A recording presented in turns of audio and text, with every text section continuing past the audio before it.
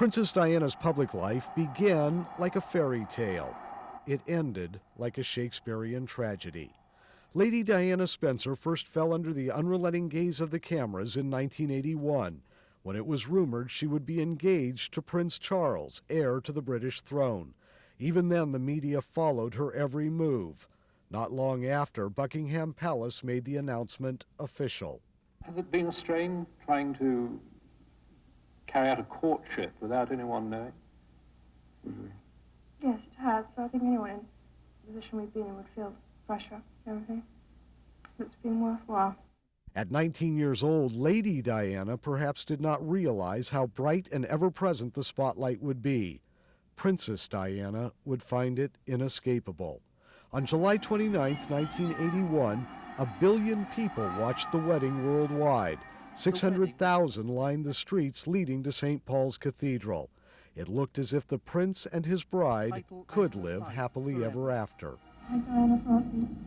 Take thee, Charles Philip Arthur George. Take thee, Philip Charles Arthur George. To my wedded husband. To my wedded husband. With this ring, I thee wed. I thee wed. With my body. With my body, I thee honor. I thee honor.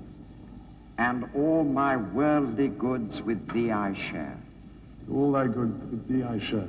For a time, the royal couple seemed to follow the fairy tale script. Less than a year after their wedding, the princess bore the prince and heir, William.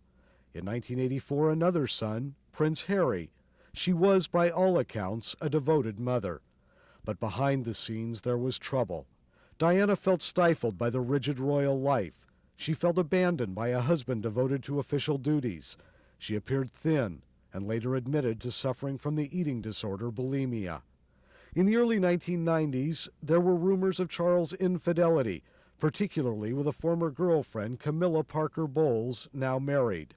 In 1991, Charles and Di traveled together to India, but by all appearances they were far apart.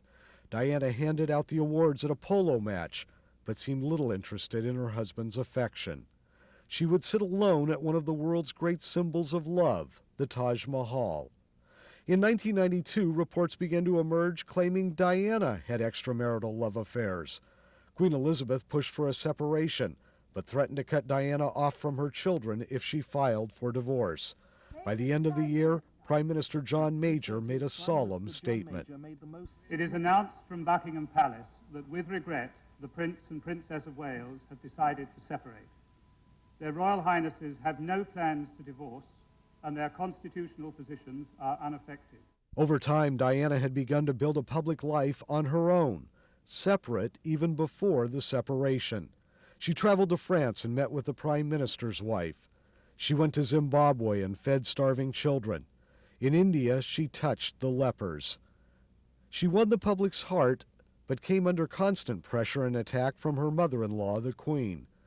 In a public relations coup, she secretly arranged an interview to be broadcast on British television.